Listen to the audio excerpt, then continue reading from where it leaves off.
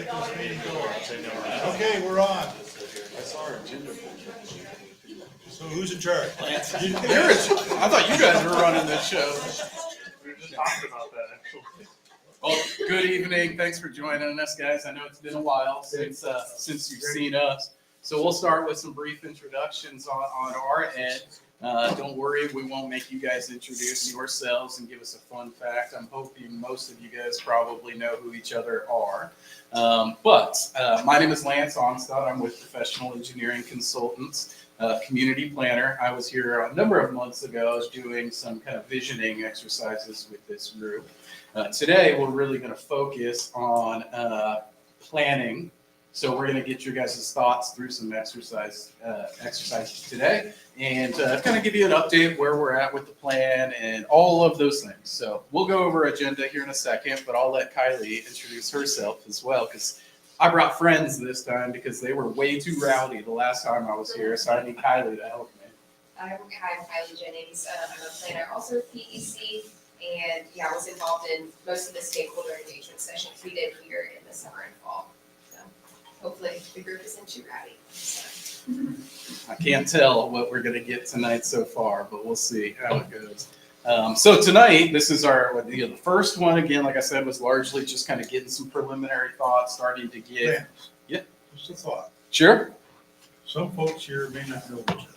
Okay. So maybe we should go around and just introduce each other so everybody knows everybody. I think most of them know me, but they may not know Mr. Jordan. You, Not know Mr. Derek. of course, yeah. It's a benefit for us too. I think I remember most of everyone, but yeah. So, Mr. Jordan. Okay, Philip Jordan, I'm on the planning commission. Derek Faber, I'm on the planning commission. Brian Mackey, I'm on the planning commission. Barry Smith, I'm the finance director.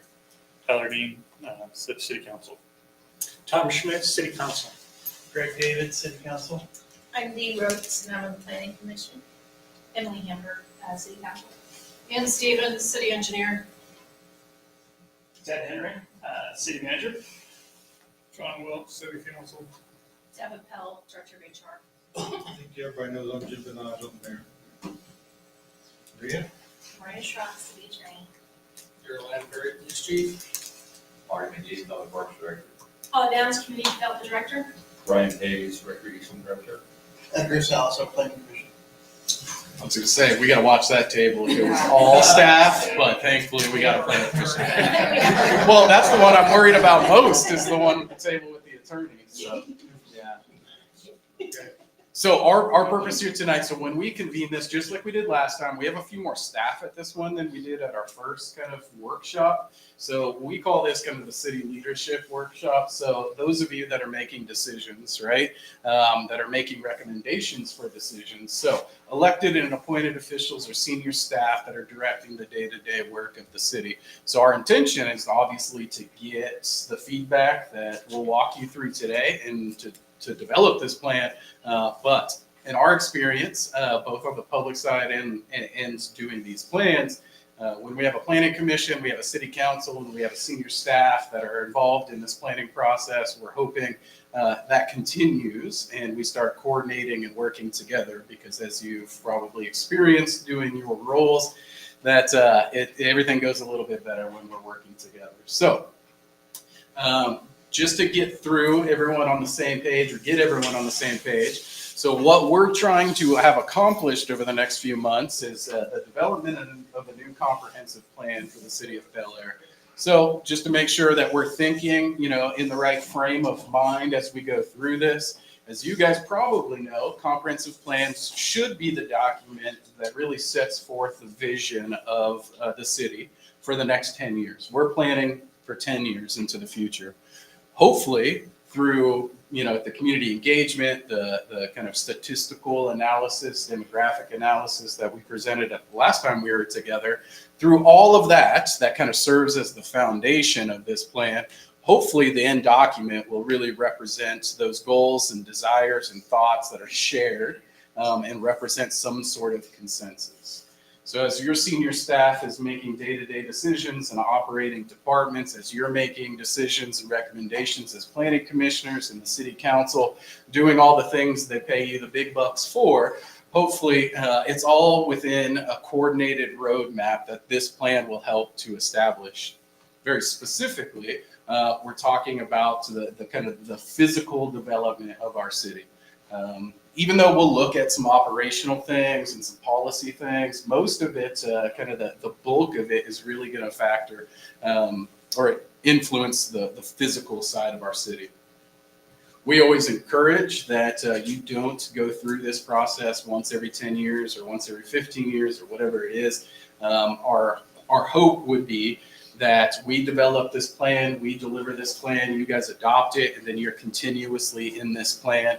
Hopefully you don't wait 5 years to revisit kind of the demographic shifts or the other physical kind of developments that have happened in your city, because it's kind of a point in time document designed for over 10 years. Lots of things can happen in 10 years. You could have one major development come to the city that requires or begs for the plan to be updated to be reflective of it. So that's what the big picture is. So as we're going through the different exercises and having discussion, we're thinking about the city from a very high level and a very broad level, or from a very broad perspective. So where we're at in the project, last time I was here, we presented the results of kind of the assessment phase. We've been engaging for quite a while, which Kylie will kind of cover what we heard during engagement here in a few minutes and who we engaged. We're firmly in the planning phase of this project, taking kind of those foundational pieces of the assessment and the first, the early parts of engagement, and really starting to develop the plan in accordance with those. Hopefully we'll be done with the planning phase here in the next 4 weeks or so. And then we will get into kind of refining the plan, reviewing it, presenting it, and holding the public hearing at the Planning Commission, and ultimately leading to adoption. That's the goal, right? Is that we have a plan that we can adopt in front of the City Council in April.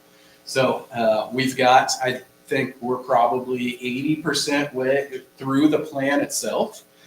We'll be able to get really close to finishing this based on the feedback that we get from you guys here tonight. Okay, so I'm going to turn it over to Kylie. Do you want the clicker? And she'll talk a little bit about engagement. All right. So community engagement summary, we're going to go over all the things that we've already discussed with the citizens of Bel Aire and with you all. You can see we did about 9 events over the past year or so, including one pop-up event at Fall Fest. This really caught people who didn't know this was going on, right? So anyone who was at Fall Fest had the chance to give us their input. This is our second city leadership workshop. Hopefully you all remember the one last May. And then through the summer and fall, we did 6 different stakeholder meetings with a variety of interest groups. And so through all these different engagement activities, we've summarized all of our findings into 8 key findings. So you have this slide and one more, but I'm going to start with this word cloud up in the upper right. So one of the questions that we asked everyone at our stakeholder meetings was, what are the 3 things that make you the most proud of Bel Aire? And what are the 3 things that are the most challenging for Bel Aire right now? So this was the answer for proud. So any word that's larger means it was, the answer happened more often.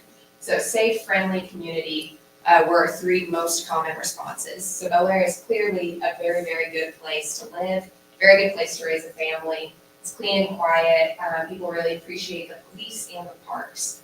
We look at the challenges that we heard Bel Aire is facing. Having retail in town is a big challenge. I think everyone knows, and we'll get into that a little bit more details as we go. Roads, kind of establishing all those arterials to be at the standard that we want them to be, and also growth. And growth is an interesting one because it is a little bit more contentious. Where do we grow? How do we grow? What types of growth do we want to see? These are all different things that we've heard throughout engagement. So then some of these key findings, we'll just go through them real quick. So business diversification comes back to that retail challenge, making it so that residents can stay in Bel Aire in the evenings. They don't have to go to Wichita or Park City or what have you to go to dinner. Mobility and connectivity, not only for our cars, but also for bikes and pedestrians. And we really heard that from our younger citizens and our elderly citizens, so people who don't want to rely on cars, making sure that they can get around town independently. Parks and Rec was often a highlight. People would really enjoy the Parks and Recreation here in town. So just making sure we can keep those maintenance and improvements as a top priority will be important for the next 10 years or so. Infrastructure was a big one, not only with streets, but water and sewer came up frequently throughout this process as well. Amenities, I think this also ties in somehow with retail, where anything we can create in Bel Aire that keeps people in Bel Aire in the evening, on the weekend, draws in visitors from surrounding towns. Something brought up pretty often was a dog park or an outdoor music venue. And then identity and character amenities can also bleed into this. We know Bel Aire is seen as a safe place to raise a family, but beyond that, what is the identity? Like, what does Bel Aire mean for people? How do you know you're in Bel Aire when you cross the city limits? Kind of developing that small town feel and deciding how we're gonna spin it for the next 10 years. Housing, it's very good to hear that housing was discussed at every event. We know it's a national issue right now. This was another one where there's a few different opinions of what types of housing should we build in Bel Aire, how much housing should we be building, how do we attract more, should we attract more. And finally, communication and transparency, we heard was a big priority from citizens, especially regarding development projects. So just making sure that's very clear what's going on and when things are happening. All right, so all of those summaries and key findings really come into these value statements that Lance will go over next. And this is what we'll hopefully start getting feedback on as well. Yeah, so as Kylie, summarized, so a lot of that information is really just us taking the feedback that we've received and the data that we've analyzed, whether that's census data or looking at your utility systems, but it's really just packaging it all, right? So we take that information in order to actually do the planning work as part of the comprehensive plan. So the first piece of what we'll talk about is this plan will start to develop what we call value statements. So these value statements should represent the things that we've heard that are in common. Good. Can you give us a sense of how many people you got input from? Yeah, sorry about that. We, over all the events, over 70 people were touched. Different responses.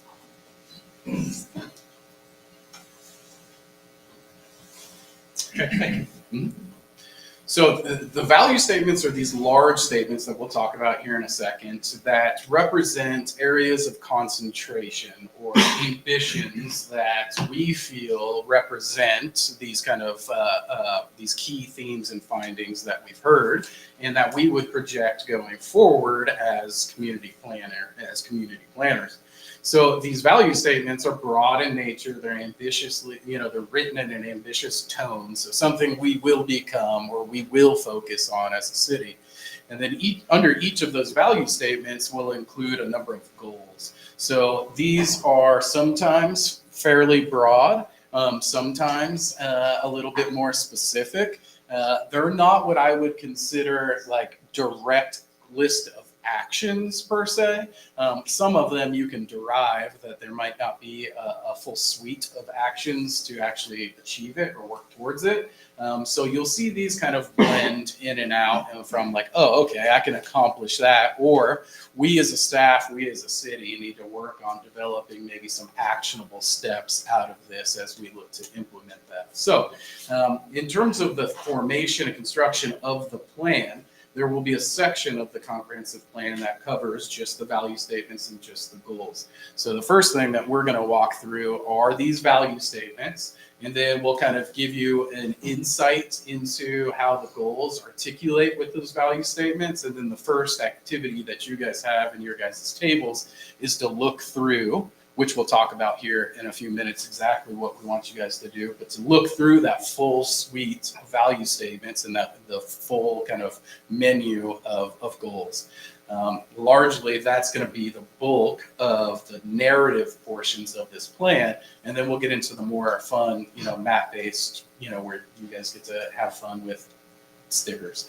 So it'll be the only part that really requires some reading. So I'll go through these. Any questions at any point, feel free to raise your hand or yell at me, whatever works best. So in terms of the value statements, the first one that we would definitely set forth is economic development.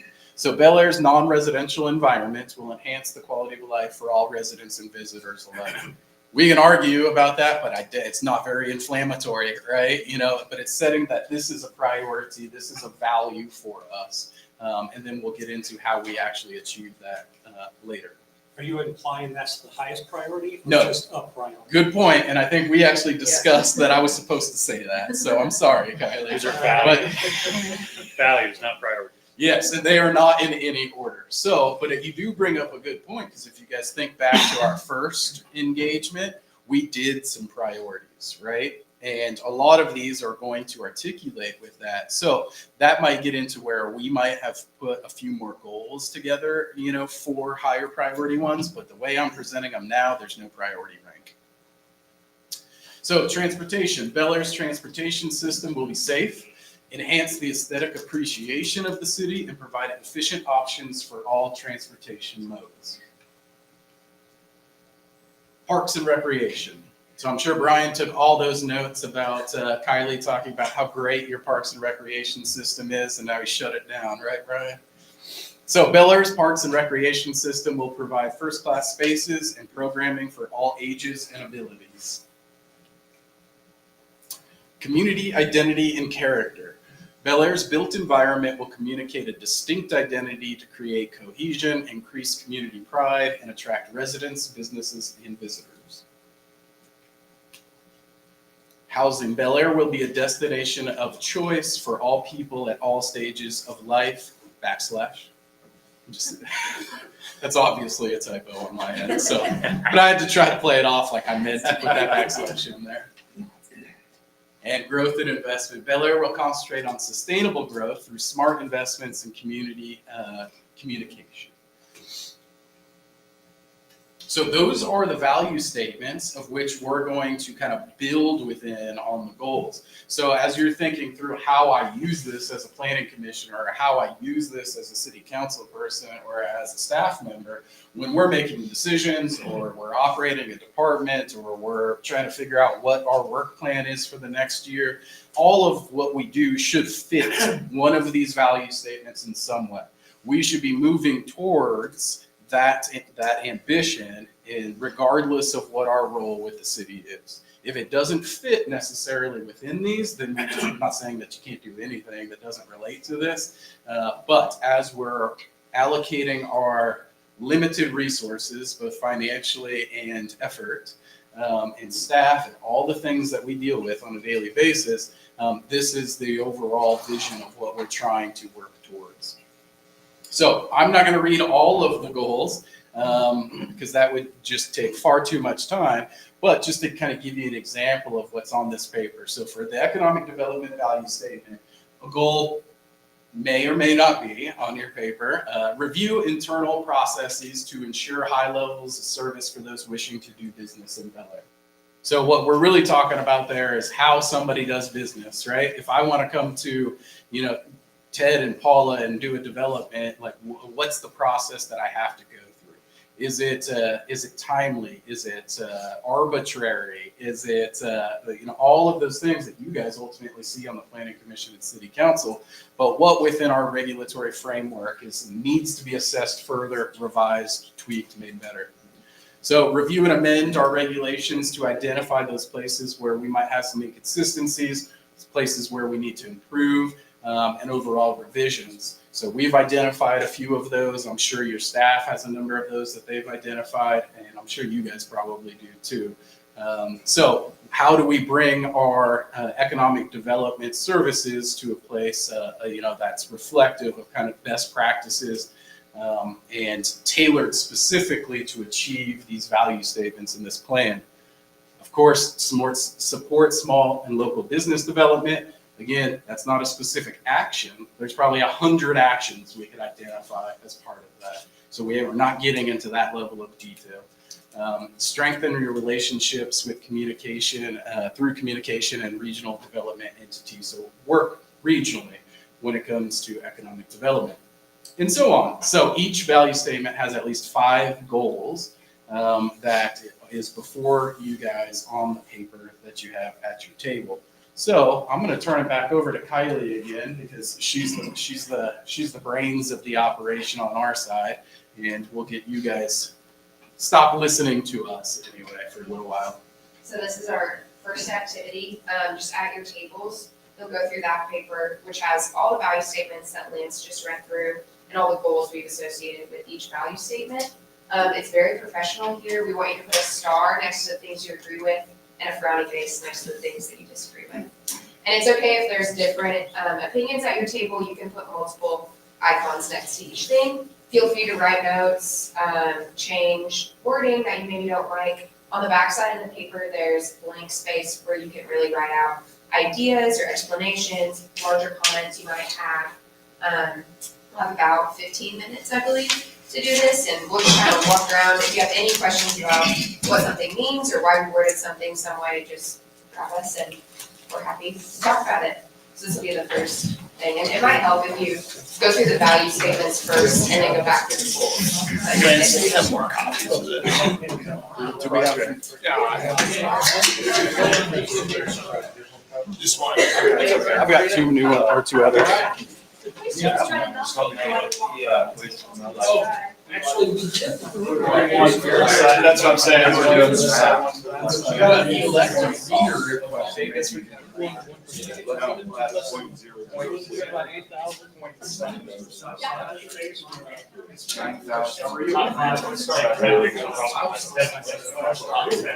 Next team. It's even worse. So all these values, my point is, all these values and statements are based on 70 people. You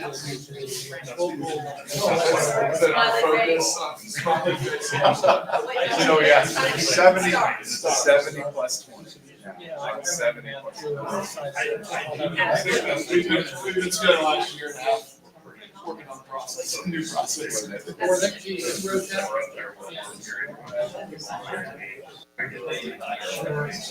So they might carry this. Although it may sound like a small number, I think there's gonna be a lot of quality and feedback. Okay. Yeah. Just that first one. Was it fairly diverse group, like young folks, older folks, everything in between? And I mean, they probably more on their board feedback and then like walk through middle area. I heard they don't like bedroom community. That's what they're I'm looking at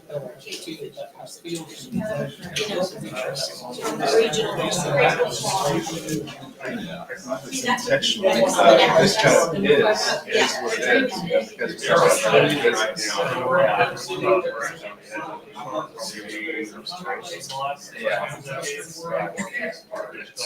So it's sort of been a benefit of just being right on the edge, not having to have all these services. At least that's my feel. I've heard so. To me, that means they don't want like a big one. So we don't have this.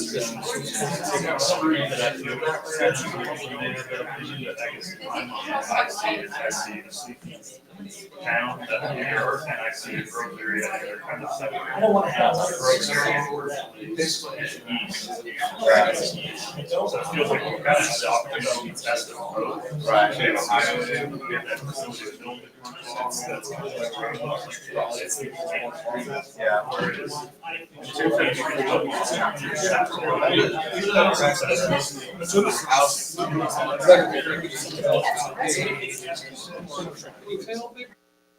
Right now, it's mostly manufacturing. I think it's along the 254 corridor, that's where I think interchange.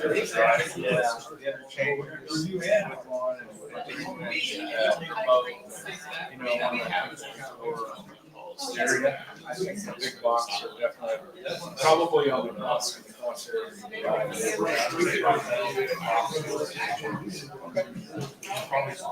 Once those interchanges go, that's sort of viable. Yeah. Now, I don't think so. I think, I don't know if it's a goal or anything, but I think one of the things that I really value, we've lived here 8 years. And is that it is such a good opportunity. Where you got 254, you got 96, you got 135, and you've got, 96 going up east. It's just a really nicely located veterans community that you can get out of here like that. And for us, that was one thing we never even, everybody teaches us. We wanted to get out of town quickly, and we wanted to, and that's why we chose that. And I would not have been part of this. So that's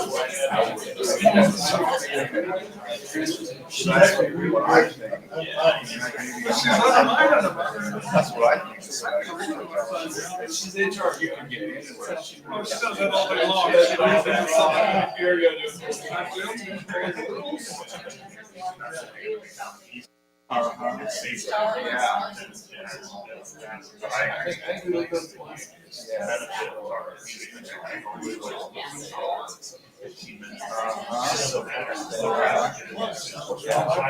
Kansas City, New York.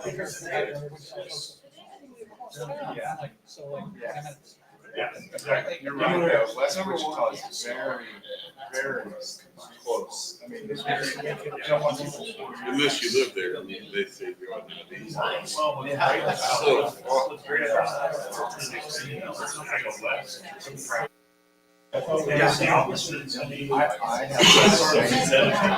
I had the same thing before that north interchange. It was like, I was just driving right by 2 miles of traffic, and I was right before it down there. And then in the morning, it's the same thing. Hey, Lance, come here for a second. When you say increase policy, I'm saying, like, personally, sidewalks, bike I don't paths, want or is to, that I think it's way too So complete street duplex. policy just means you guys It's got that implementation project and for for the construction project that you're considering more than just a vehicular. Yeah. And so complete street policy typically would entail how wide your travel lanes need to be, how wide your sidewalks need to be along houses and so it might require pavement, concrete for sidewalks and that's generally what it is. But like Topeka, for example, they're designing some streets. They have their complete street policy has 5 streets that they identify. So their arterial streets are going to be 3 lanes, 10.5. Telling consultants what our streets are going to be. Yeah. But it's locally based. You guys decide what it is. Exactly the thing you're talking about. Yes. Yeah. So you won't be able to connect all the way there.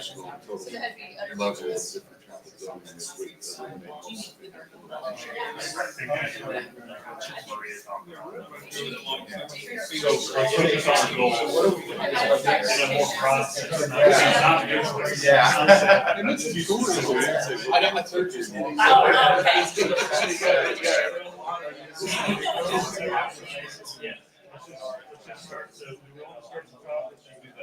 See that K-96 trail on the south side of K-96. So for you, we heard a lot during vacation, like there's like a power line that runs north to I south. think we've got some power line I agree with that. I think that they're trying to lead us. reset. We need a trail that connects to that system, so that's pretty. It's already there. That's right. Yeah, 1 and 2 kind of For small local businesses also. I definitely think that's a pro. I think they are doing that already with the chamber support. I think that's important. I've been, yeah, that's definitely not, voted against, but I've heard a lot of that for a long time, and it's never happened. I think because of what you said, just a mile away, you've got everything and more. During election 96. Exactly. It's probably neutral. Yeah. I think we love it, but Three. Probably, Oh, yeah. I'm not against it, but our complete streets, like, if we're getting some people have that relationship, so that was probably more. This would So to me, the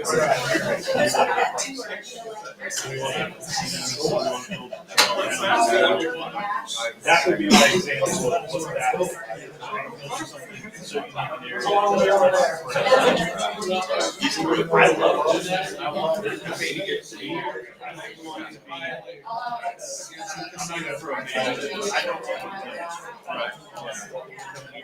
Just for our right. I'd rather have them come in for spending money on businesses, maybe visit the park.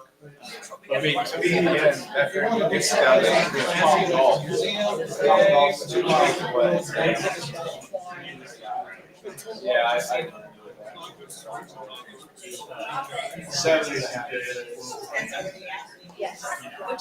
We already are doing this, but it's not public. It's Yeah. And all this is.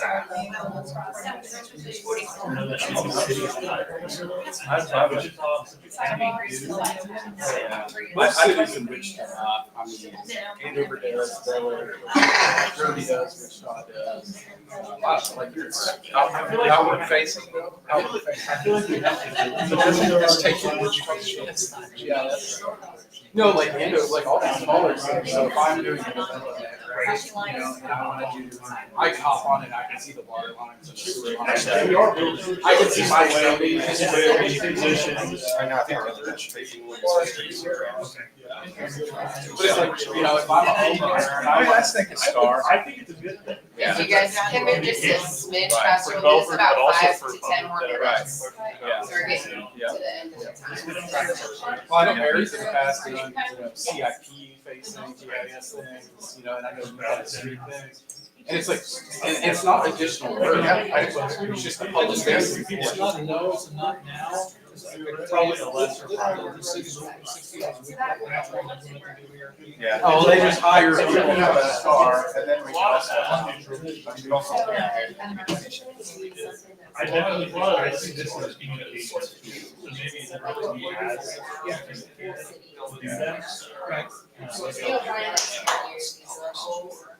So However you mean, if it doesn't require any work. Sometimes some. Oh, okay.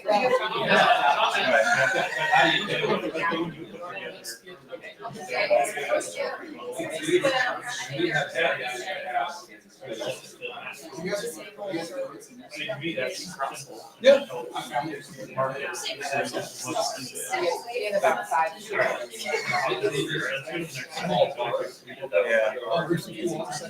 Transportation. All right.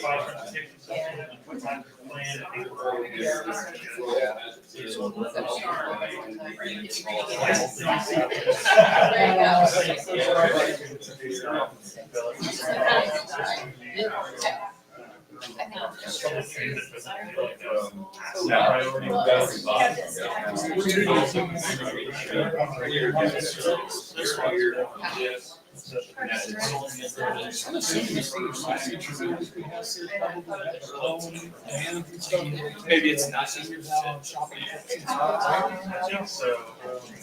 Most of them.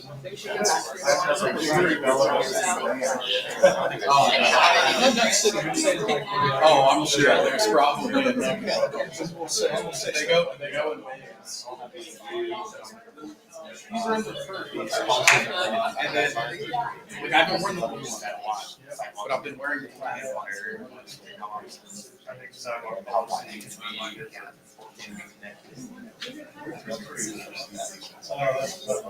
For multi-use pathways. Right,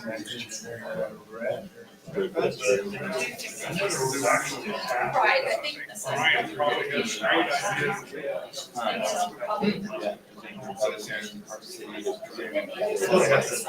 I feel like I would be more focused on our own the city have better boundaries, that connect to Yeah. only by highways. Yeah, Is it for walking and biking? yeah. We live pretty Because I think they take all these things. I think it'd be really beneficial. We have a park comprehensive for this whole concept plan a couple years ago. Someone else saying from the council, it's not gonna be you guys, it's gonna be a grassroots effort. Yeah. I feel like that would be important to get more.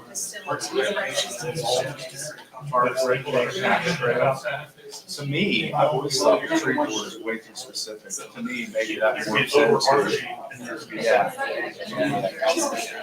Yeah, yeah. They should have separate boards, some cities that are passionate about paths. We're actually parks. I think that's the best way to get citizens. And I know it's more.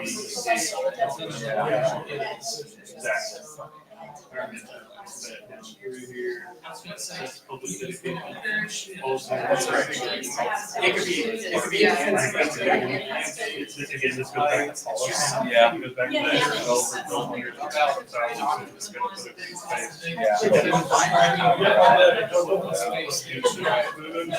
Yes. It feels like we're doing the right things. Well, Which is fine. I mean, if I understand that right, you have to kind of do that. Yeah, see, to me, I know it leaps off in my brain when I see that. It's like changing the class. But then all we're doing, we don't have a purview to say, and police, we want you to delete 3 blocks. We want you to put green spaces. We can't, as a planning commission, we can't do that, but we can suggest. You could say, boy, we'd sure like to do that. Yeah, and they suggested that several times. I think we'll just. Yeah. Right. Whatever that is. I don't know what that is. So how would we go about doing that? Was that one of these things that gets way through? Well, this is basically creating a framework by which that would be. But so far, we've been told that's not enough. I really like this. To me, we're growing. We're gonna have a park trigger 5 years. It also means our budget is park maintenance. Right.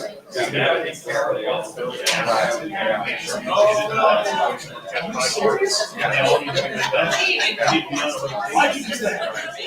We should be doing a full park renovation every 5 years.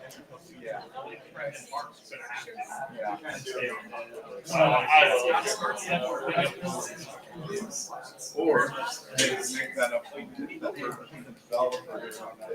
Building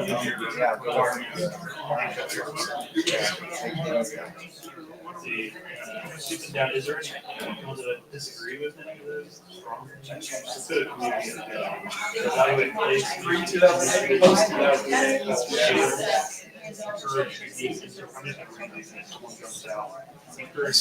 All right, it looks like we're mostly on the second page, so we'll give you guys another 5 or 10 minutes.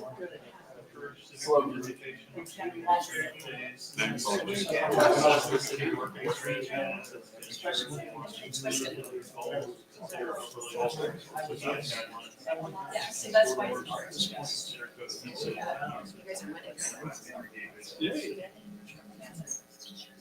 So this one, like, an example might be, so whatever, that's Main Street, that's where all the commercial development, retail. If we wanted to make that look like Main Street, that is a mission. Yeah. That is, because we can identify like, hey, development, this is Bel Aire to Main Street. If we wanted to, we don't have to, but that's like a suggestion. Yeah. Or if there was a specific, like, Sunflower Park is kind of an example of that. Like, that was built out and had its own set of standards. I don't know, I kind of like that idea, it makes it so that it feels like we were intentional. Right. Like, we're not gonna pay for any of this, but if we're doing this, it's sort of framework. It doesn't just feel like we're locking it down. But it feels more good. I like that. It's definitely a different area, but you still know. And those, a lot of times, we'll go through marketing developers for those areas. They help us organize. And our key districts are where when a developer comes and asks to see for a TIF or a CID or all these other things, it's like, we're not doing that. 53rd and Rock. So if you want that, go in our district. This is also sort of what we've been doing with the zoning thing allows you to, we're already doing it. I think that's our, they had a specific media. As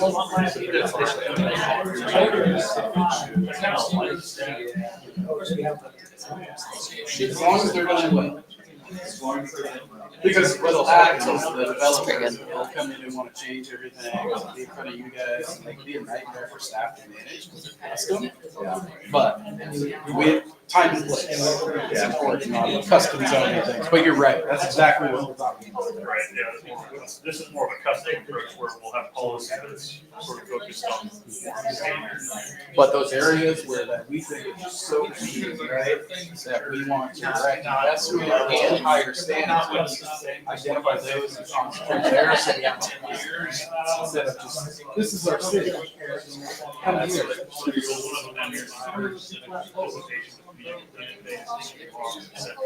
I definitely think that's a good thing. I think if we establish, earlier, if there was an established park rec advisory board, I think it's that start to. Create more involvement. I think that's. I don't know about this. That's the city's our city. I don't really know that we have a park. We have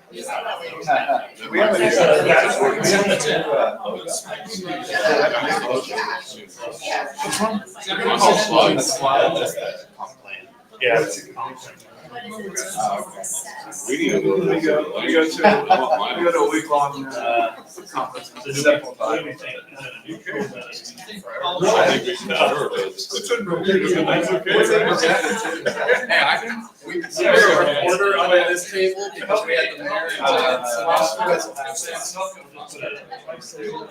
Feels like something beyond two, but maybe. Sure. I really like. So the strategies that you'll typically do on that, so instead of having an outside person come in and buy Is it 40 or both 80 acres what of land, Bel Aire really knows?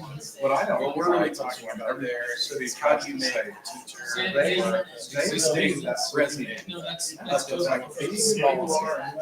Maybe they want to do, there's a vacant lot across the street in their neighborhood, or they want to start a restaurant.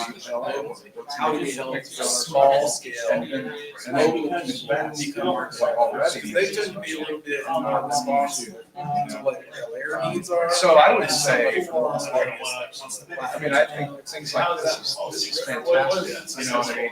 So there's a couple of different markets. We've done some of this for some other cities. One, that's how we address accessory dwelling units and our regulations. So, which are political, right? So I don't want you guys to think this is my recommendation for Bel Aire. But one strategy is where if I wanted to, build a garage, assuming my lot was big enough to supplement my income, rent it to a college student or somebody like that, do I have a pattern zoning is another way. So if you were gonna build a house for somebody, the challenge is you would probably get where do I go to get an architect to give me building plans? How do I get a contractor? All the permitting process, so you can establish areas where there's building plans that are developed by the community that are available at the city. You walk in, pay your permit fee, it's approved in 4 hours. So if we wanted to wrap Old Bel Aire, I know what you mean. And state a lot. Continue to assess. That's what we're looking for there. It's how we're picking up in a few places that might be too sparse without doing, somebody coming in and buying it and leveling it all. So how do we get real people in Bel Aire the tools to build the city and not just rely on outsourcing?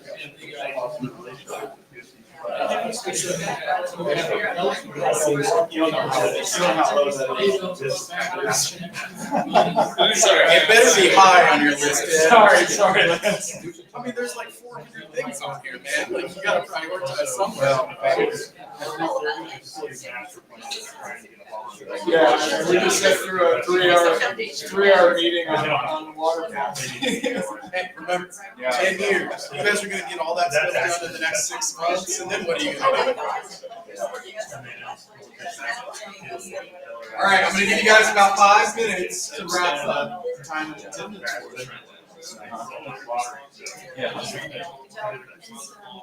So that will, I think, create. That's what I huge. Where That's really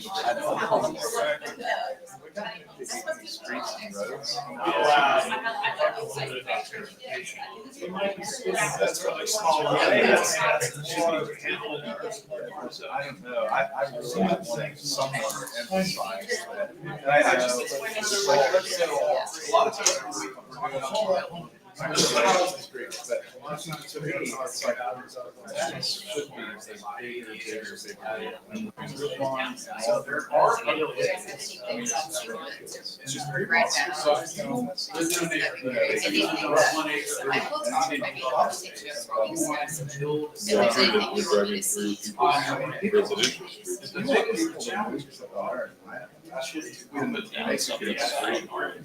You've already got that.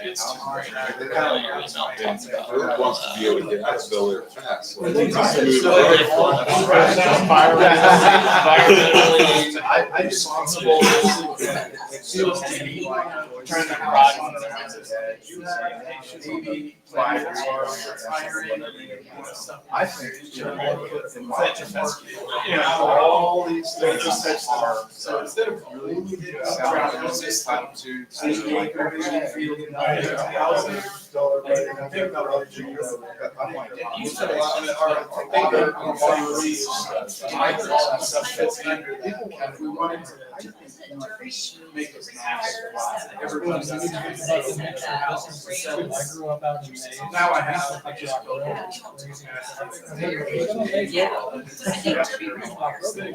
but like all these little things that are under our category. We know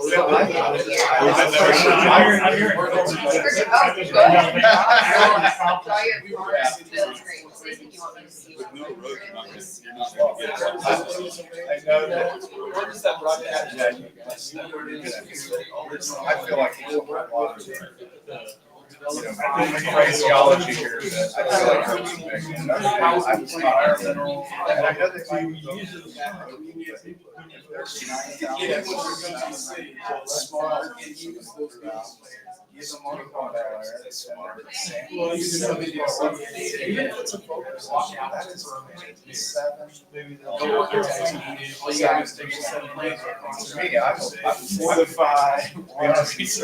So it's just why are we talking about the days of 70 people? I'm trying to grow that 10,000. So I just wanted you We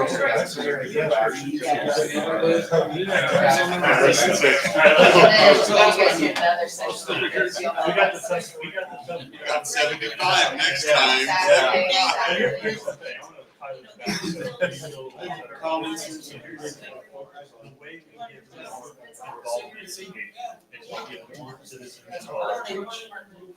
Straight out. That's how we do it. So let's figure out how to do that.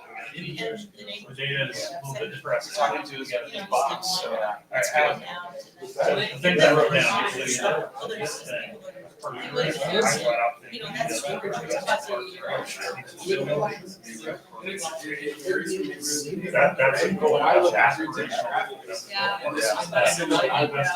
a goal. That's gonna happen. That's how it is. It lines up with the investments. How was this place? Biggest population of Yeah. As soon as they raise an estimate. So, how would you provide options?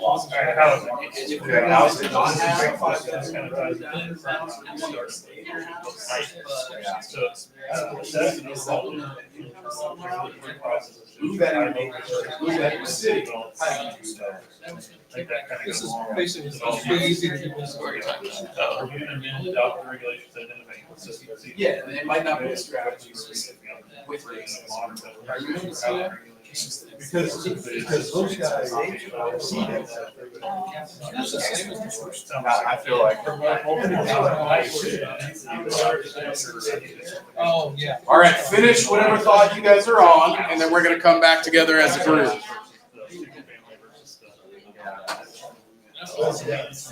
There you go. First time ever. Very big step.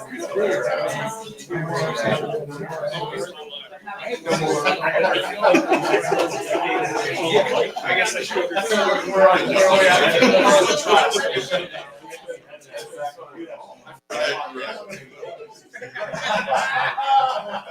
Do you know?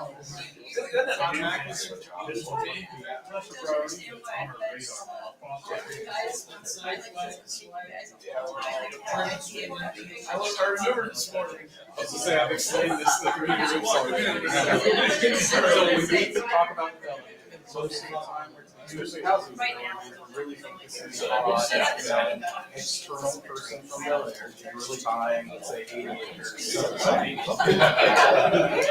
What this is really saying is, yes, you do want to block it, so we're going to still do that. But how do I get the future that is locally to invest back into the community? Not doing an 80 acre subdivision development, but maybe don't shoot me for this. I'm just throwing out examples. I know it's but maybe, they want to build a garage apartment on their lawn. The best part is that, right? That's housing development at a very small scale. That generally is a little bit more responsive to actual local needs. How an example would be a lot of things going on across the country. Very much. Which would allow parents to live on the same line house. Like that is happening. People are seeing that as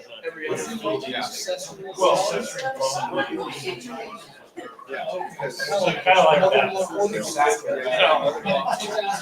Separate buildings. Garage apartment, cottage, all kinds of things. That's one strategy. The other strategy that we use is everybody talking about.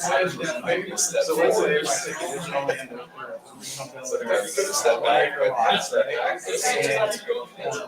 we would establish a zone. We would work with that neighborhood to develop with an architect. Maybe 5 That's what, right? Because if I lived on a 1 acre lot and I wanted to split it and build another house, I'm in real estate. Why won't I do that? I don't know anything about hiring an architect. I'm doing it actually. We went out and we worked with the neighborhood to develop 5 system houses. Anyone can do that. They come into the city and at 8 a.m. they walk out by noon with the permit. They provide it to a contractor, those plans get priced to construct, cuts out all the professional. That's still, yeah, because it's the city being a developer. Yeah. Does anybody want to do this? Like, everything's right outside. Yeah, I do. I mean, because Oh, it's which I don't.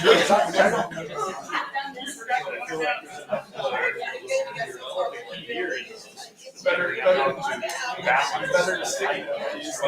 I think John's also I feel like we need to. I can see the benefit of what you're describing. Those are strategies. It doesn't mean it makes sense for different communities. Like, this doesn't support the strategy.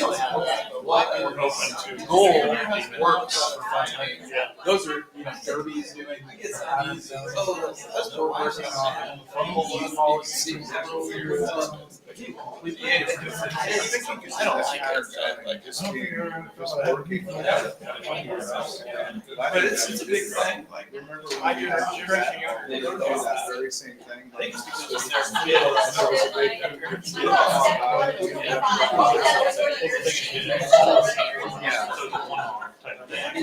If you have ECU policy, which is what it looks like if you do. I do think it would be more competitive. Yeah. Because I know we're gonna start getting elections. Oh, I mean, it's extremely valuable. You just gotta figure out how it works. And it might be completely different from how it works in Derby or Valley Center and Andover or Wichita. Okay, I'm gonna bring you guys back. It looks like most of us have kind of, I think here's why we've been on the plane. except for my group over here is still on the first page. So I'm just kidding. They got all the way through. But I had to push them a little. We're getting off track a little. No, you're fine. It brings me way back in the day. I was a teacher for a year and a half, so I get flashbacks. I'm like, oh God, these are like high schoolers and grown adult costumes. But yeah, right at Northeast Magnet. So every time I'm over here, I remember what I was doing at 21, and then I'm thankful I'm not doing that anymore. So anyway, now that I've got myself off track, I think I just want to hear if anyone, because we're walking around, we're hearing some really, really good conversations, some really good questions. There was definitely a few groups that were very liberal with their frowny faces, which is awesome.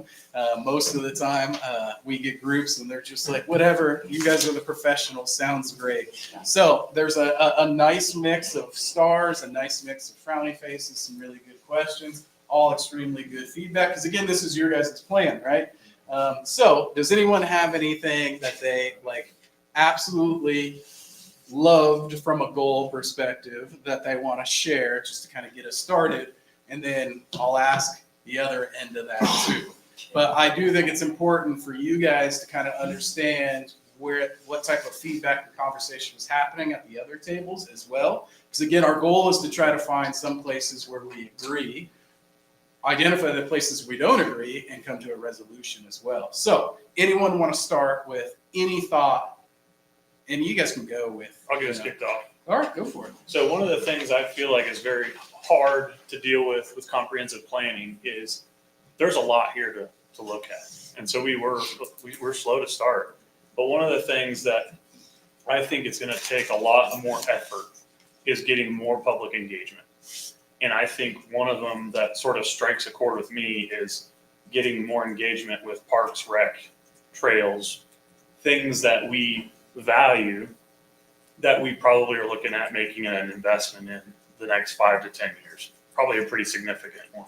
So that is one in my heart that I think is a pretty big one, because it's a group that if developed could help drive some of that, and the decision makers here would be less involved in the figuring out the visioning. It would be more presented from the community. So so when we're specifically parks recreation, right? Right. Or just talking holistically. So we had a concept plan done. It's probably been a year and a half ago on the rec center and 3 of our parks, and it was a very high level concept. But it feels like it may not be what we should do, but we don't know that.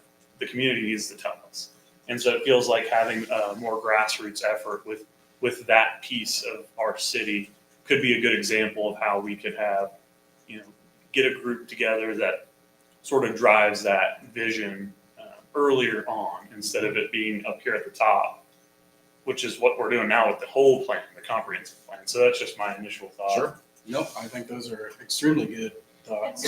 We did touch on that a little bit, but our tree board is morphing into taking on some of that. They're really working with park cleanups and making walking groups and walking tours. So they're really starting to morph into that. Instead of creating a whole separate board, we can look towards what we already have and what the groups are currently doing. That's exactly what we said too, on the number 4 under Parks and Rec. Is like, it seems to us like that is what the tree board should be. And the tree board should be a subsidiary, whatever focus group Could be underneath that. subcommittees as a part of that board. Yeah. Yeah, It's a pretty easy thing to do if we have that conversation with the tree board. We've not, I don't think we've had that conversation. I could speak a little bit to it. Yeah, well, you're the chair. I bet you could. And we are trying to do that. We have to get with, we want to change the ordinance. And so we want to change the ordinance, so any Bel Aire resident can be a member. And then also just have 10 voting members. What we're changing is the first half an hour of the meeting is just the business side of it. The rest of the hour is bringing in educational things, somebody to speak about something from water to naturalization. But the other thing is, we gotta do more. The walking, that's really separate than the tree board. We also have, people that are interested in art in the parks. From, I don't know if you guys know, Meredith Gannon over at Northeast Magnet. She's done, I think, 7 of those, keep the planes around. Right, or And she's had, yes, and she lives here in Bel Aire. And so we've been in a discussion about art in the park, and have an art in the park event where we bring in some high-end artists, but start creating art in the park. So we have a lot of ideas and we need more people. And so that's happening. In our last meeting, we had 5 people come that weren't members, and that's twice of what we normally, but we have another 4 or 5 on the outside that want to join. So we're in the process of doing that, and as soon as I can get it. So maybe that's an We'll fix opportunity that. sometime in the future workshop, we have that combined tree board council to have that discussion, because you can't do that on your own. And of course, we don't want to do it without your input, right? So. But we have a lot, and so we're headed there. It would take years, it would take decades. I think I would say, I will agree that I think what we're talking about is a community development board, and it does feel like it was more robust than we're even giving it credit for, because if you bring up trees and you bring up art and you bring up trails and then rec, you could see it, and then the rec plan, if people want to focus on helping, that's a whole different task or task force. So it's pretty robust, and that's not gonna happen overnight. no, I But think it does feel like if the citizens knew, we're talking about this big community involvement board, and there's different, hey, you're passionate about this or this, we could push that forward as an opportunity for people to get involved. I think in terms of goals, right? Like we specifically identified a Parks and Recreation Advisory Board, but I don't think there's anything wrong. I think it might be a benefit based on some of that conversation to maybe investigate, a goal to where we're assessing our current board, constitutions and our advisory boards generally about maybe where we have some overlap and just kind of efficiently operating those. So no, I think that's good. All right, I wore my bulletproof vest. Somebody give me something that they hated. I was saying, police chief's got one. Our group. That's why you can tell me it was great. Okay, Maria decided that we should not explore development of a unique tourism attraction to encourage visitation. Well, I know First, we need a hotel and a couple of restaurants instead of a destination location where we have nothing to support. Yep. That might be a long ways down the road, but to have things that are in place before you get there. Order of operations is important sometimes, right? Or how about start with, do we want to be a destination place? Yeah. Well, I think I was we gonna gotta say, start there. because I can tell you that if Justin Smith was here, he'd say, no, really not. Yeah. Well, that was a discussion we had a few years ago. Yeah. We had one of those opportunities and we decided. But I Not for us. Didn't concur fit. with whoever said that we need some restaurants, maybe it was you, we need some restaurants, we need some activities here, probably before we would ever get to that step, and that is the restaurants and the hotel and whatnot. Other retail is a long ways down the road, so anything like that would be way down the road. Yeah, and going back through engagement, and a lot of the things, again, most of what we have drafted here, all of what we have drafted here comes from some piece of engagement, right?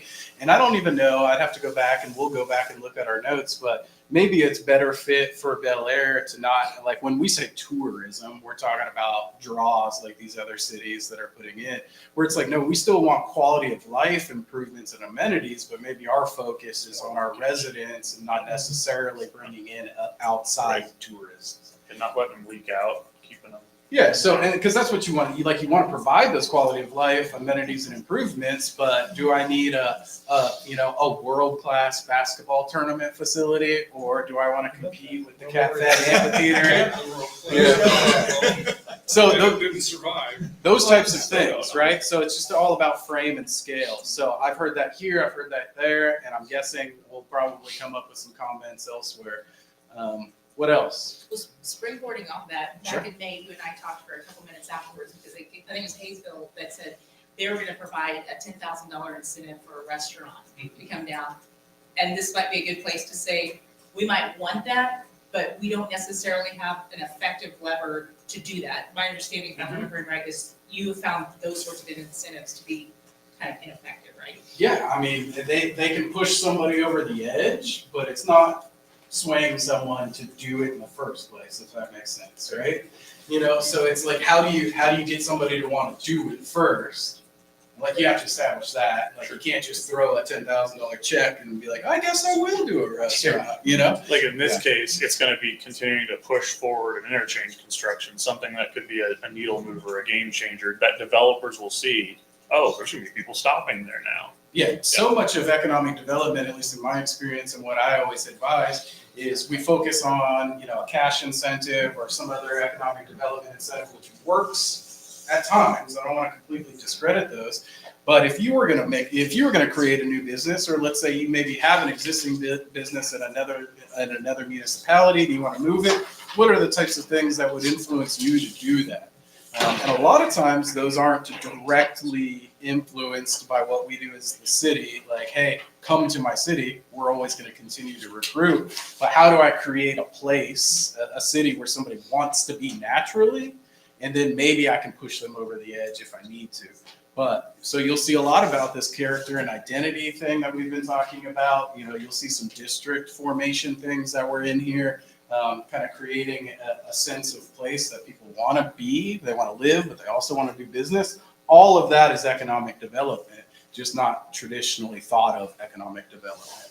From the staff perspective, just to piggyback on that, I want, a lot of these first ones on each of these categories are evaluate and improve processes. And that's what I feel like if you talk to any of the staff people, we've gone through new processes throughout the last year, and we'll continue to. But as far as economic development from a staff perspective, when a business owner comes and sits with us, we have the exact layout or process you have to go through to build in Bel Aire, how we're making it easier on you, how we're what requirements we have, so they know everything going in, and it becomes a lot smoother ride for them. That's one big way for me to improve the economic development of Bel Aire. It's so, like, from a staff perspective and speaking, right, from my experience as a city staff person, like, I always used to tell staff, it's like, let's clean our room before we invite people over, right? Like, let's do the dishes. And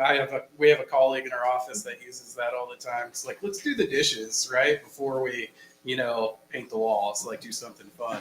I used to always tell cities, and I still do now, that utility maintenance and infrastructure maintenance, that is economic development. So often we think of CIDs and TIFs and neighborhood revitalization and cash incentives and all these kind of, fancy tools. That's economic development. But so is maintaining your existing assets, making sure people have water and a good drainage system and good process. All of that is economic development. And offer everything you want from an incentive program perspective, but if your regulatory process and regulations are poor, it's generally not gonna, and I'm not saying Bel Aire's is, just making a statement generally. The rest of the stuff doesn't really matter that much. And they can almost see the desperation maybe a little bit in some of the incentives. And maybe we'll look further into, well, how is it to really work there? Well, and that's so much of what I do is like what we want as cities and what traditional developers want, a lot of times is more aligned than we think. We're just approaching it from different perspectives. So like, we want our processes to be good. They want our processes to be good. And when we agree on things, good things tend to happen. But yes, internally focused and externally focused, you got to do both. I have something to say on this. To me, looking at 10 years down the line, the idea of an interchange at Webb Road, potentially an interchange at Greenwich Road, those two particular things and K254 are going to have a huge impact on Bel Aire. We're looking at Bel Aire as a small town, it's family oriented. There's that less than a mile away that could have a huge effect for it. Look at Park City and what's happened in Park City, right along just to the west of them. And, thinking about, making these plans, that's still something that needs to be kind of back here. Yeah, because you should have, like, when those progress, when those get into preliminary design and concepts, it should hopefully not only serve a function for the roadway asset, if you will, the highway, but it should be done in coordination with what you guys want from a city. I've been involved in projects with highways where it's like, no, I know you guys want to do it this way, but this cuts right through our city and we want you to do it this way because it conforms with our plans, right? So yes, it should be, when we get into these boards and start talking geographically, like yes, definitely consider those improvements. Yeah, this is definitely, I'll second that. This is happening at a really great time because KDOT is in development and design, or starting the early stages of development design on said projects. And so the more we can do and get more detailed on this, the better for us to advocate for ourselves with KDOT when those projects actually do move forward. So Yeah. Let's keep in mind that doesn't happen automatically. it does not. Interstate 135 was built 40 years ago, and they're just now seeing the boom along there. It took a long time for that to happen. Part of that may be just the leadership for Park City. I'm not saying good, bad, or indifferent. I'm just saying I don't know. But I think if we want to do that here in Bel Aire, we got to sell ourselves, sell what we have to offer to those developers, because otherwise it may languish for some time before we actually see it boom. And economics has a lot to do with it too.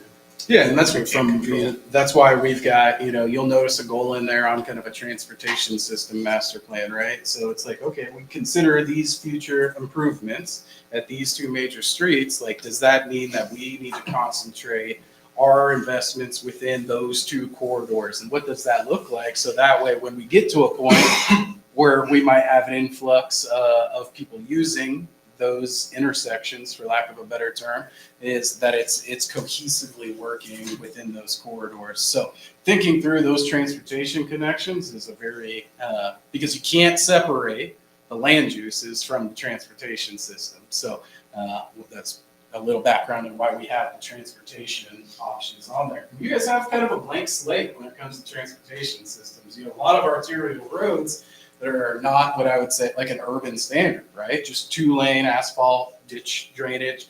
Like, that's a blank slate.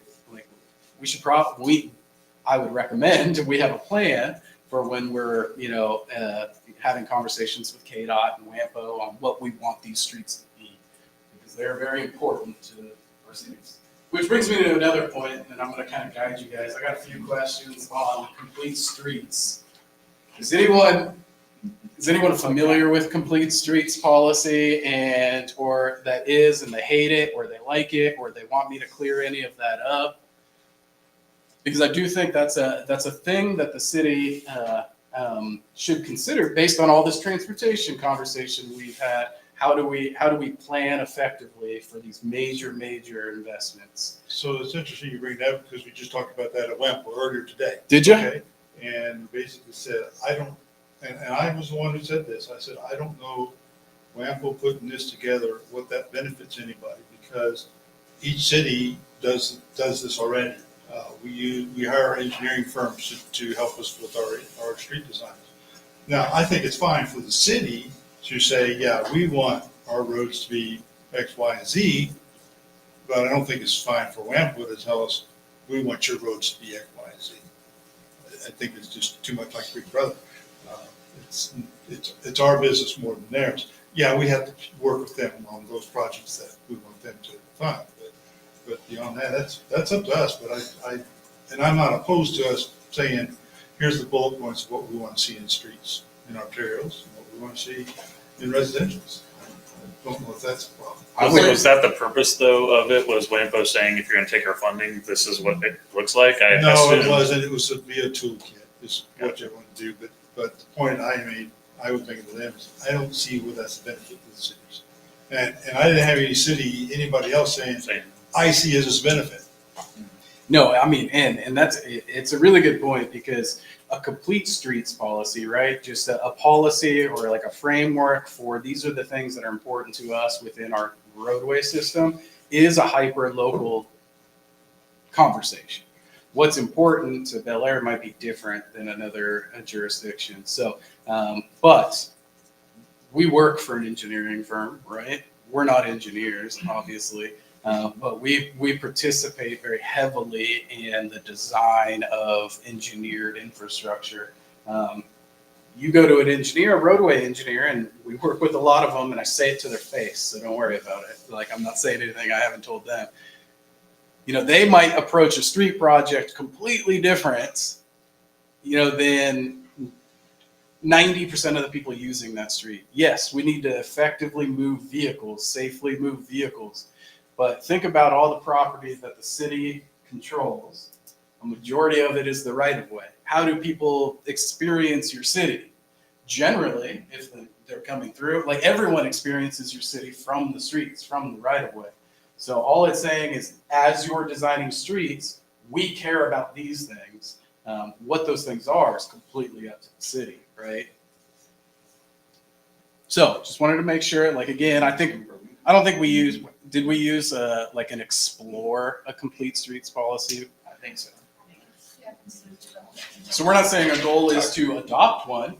We're just saying you guys should have that as a consideration. Yeah, so this is one thing that I'll be learning a little bit more about because I applied for Smart Growth America, which this is their policies. So I'll hopefully have some more input on it at some point when I get a little smarter on it. Well, it's, you know, it helps Ann in Public Works and Utilities. It's like, okay, our streets, we're typically, you know, instead of 13-foot travel lanes, we're 10.5 feet on this type of roadway, right? Well, there are very real maintenance and operations and safety conversations to have with the way that we design streets. It's not just, I need a 100-foot right of way and 4 travel lanes at 13 feet, you know, which is a lot of times the base kind of input to designing our street systems. Like, they are very complex assets that deserve a little bit of attention, in my opinion. Can you talk a little bit about, I have struggled, and I think everybody in this room has struggled, because we know that certain streets cost $12 million to build.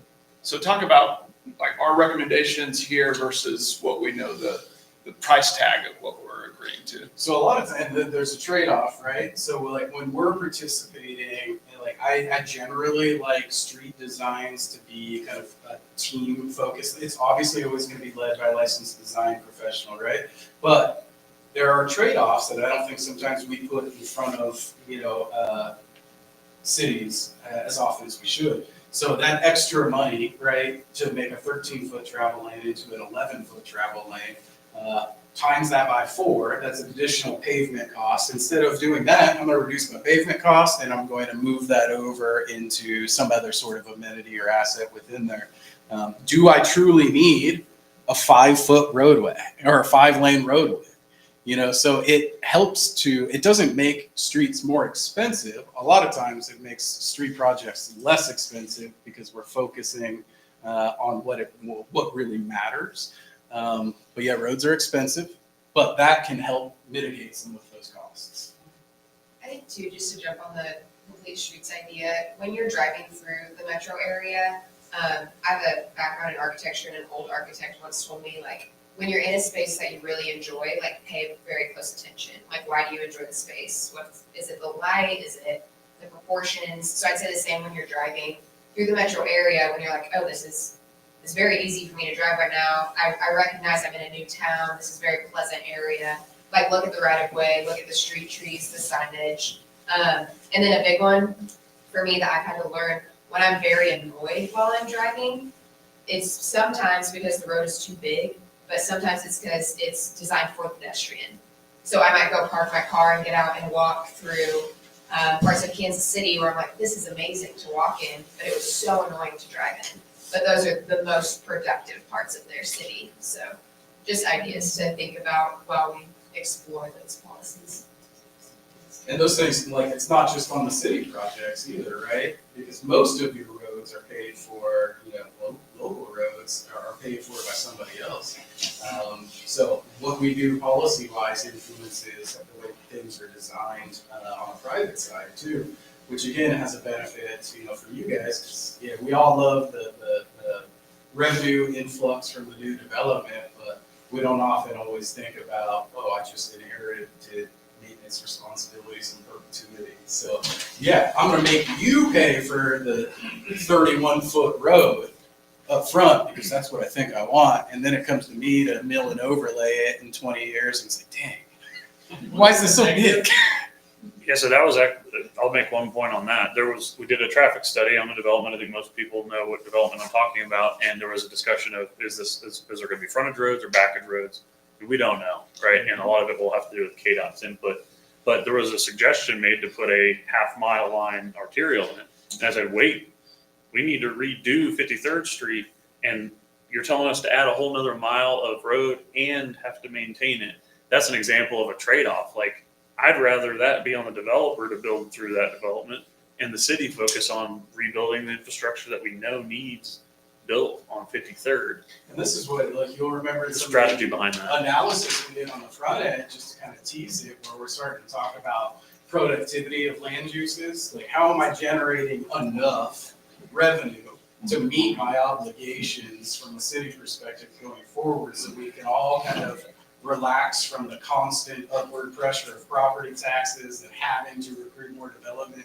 All those things are related. That's why you can't separate the land use from the transportation, from the utilities, because they all need to be working together. And so that's why you'll have to think all the way back to May, but in the plan, we've assessed kind of where you're productive, where you're making money in the city, where you're subsidizing in the city. But it's very much that conversation. Chief, did you have? She told me not to talk. I did not say. She does that to me quite often too. In that conversation, growth and investment, number 8, foster relationships with USD 259 and USD 375, with the goal of considering Bel Aire for additional school sites. We said no, that was sad face. Okay. Yeah, and some of the reasons are it tears up our roads. Like Northeast Magnet, it's a magnet high school, more buses to this school than any other school in the whole school district. And it's just destroying our roads in the city. And another school may do the same thing. We don't have sidewalks that go to the school. It's a problem for law enforcement sometimes. And one of the big things to consider is that's a lot of land, usually about 100 acres for a high school at least, roughly. And you get no taxes from that. Then the other thing is, a lot of times you only get an allotment of about 30% of your residents who get to have their kids go to that school. The rest come from outside. How do they get there? Buses. Yeah. Well, that's why, let me, because we had some conversation, I think, as part of this plan, we sat with a developer in town and just kind of, had a conversation generally. And I remember walking out of that meeting with, I never really thought about that, but one of the pieces of feedback was, I'm not gonna build a new development. I'm gonna be more, Ted, you can help me if I rephrase this poorly or if I summarize it poorly. I'm much more interested in developing in Bel Aire in the Circle School District. Because of the Circle School District minus the Wichita School, compared to the Wichita. So it's like, I never really thought about that as we start to draw maps, because it is much more appealing, at least to this developer. And then where I was thinking a little bit with this school district coordination is, maybe if we do have school sites that are not magnet-based, that are geographically based, located in Bel Aire, then we'll have a little bit more of that local school district feel. But I'm not an expert on 259's plans, right? Or 375's. Economies of scale. Yeah, see, those are I don't know. And I don't know how much conversation you guys have as stakeholders with these two school districts. So I'll speak up. This is very relevant, and I won't spend all night saying this, but I'll sum it up to say that I think some of that is going to change because of the facilities plan that they're dealing with, whether the bond passes or not. What we're hearing is that Isley will be a K-8, and that will happen. And Northeast Magnet is opening up their doors to anybody that lives in Bel Aire can apply and will get accepted.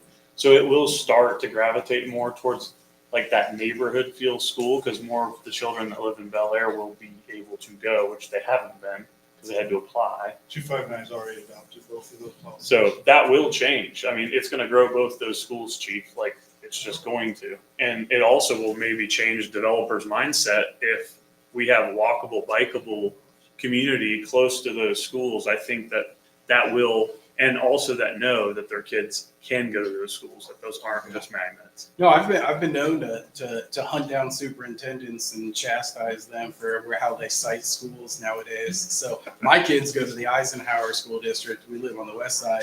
I don't know if any of you guys are familiar with their campus, but there's literally 2 elementary schools, a middle school, an intermediate school, and a high school, all on one property. Not surrounded, no, in Goddard, and Eisenhower. Okay. And not a neighborhood. I mean, there's neighborhoods that are being developed now, but not a neighborhood around. Yeah. And then you're gonna email me, as a student, and say, well, we don't have enough bus drivers. I was like, well, literally everyone has to ride the bus. Like, my kids can't walk to school if they wanted to. Right. And then you have somebody struggles with the bus system. The people who are just like, fine, I'll just drive my kids, right? And then it's a And then huge line. you get 1,000 cars in 20 minutes, and then the city's like, well, we should probably expand this roadway for an hour. And $7 million later, you've improved your road. And it's like, no, build your schools to be more neighborhood focused. Look at your transportation system so kids can safely walk. And that's, again, where the complete streets and some of this coordination comes from, is don't be making, I know it's cheaper to buy the 80 acres outside of town, but it's not, there's an argument to say that it's not the best thing to do. And that's just opening that line of communication really is what we were kind of focused on. But no, I mean, to Chief's point, I mean, frowny face, that has been sort of a black eye for our community for a while. I've heard that from a lot of people, but those schools are going to be utilized a lot more than they ever have. And so that's something our community is going to be impacted by. We're going to be reacting to. Number 8 was for additional school sites. Right. Yeah. I don't know if we want that. I would say no, we do not want that, because those 2 schools will already grow. So maybe we, just rephrase that, a little bit. Support the schools we have. Now, it's maybe too early and maybe just not enough people who can take advantage to move the needle, but with open enrollment as an option, do you see the school district issue becoming less important if people have more options to go elsewhere? I'll be interested. So I was, still on the public side when that happened, right? And school districts started to get real nervous about it. And I don't know what their experience has been like. I know I was told from a number of school districts, like we're negligible, right? We're not opening, we might, you're not gonna see a huge shift, right? But I don't know what the experience has been. But I think it's definitely something that should be monitored, and we can work that into it. With these schools in Bel Aire, the 259 schools in Bel Aire, as long as they're magnet schools, they're not eligible for open enrollment, unfortunately. If and when they change those from magnet schools, then that could change, okay? That's one of the policies.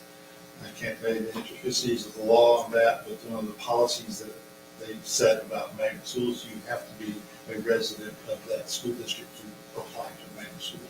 So Bel Aire residents can apply to Northeast Magnet for next year. They will get automatically accepted into Magnet Northeast, but it's still going to be Magnet School, right? At least that's the plan for now. Down the road, that might change, but that's the plan for now.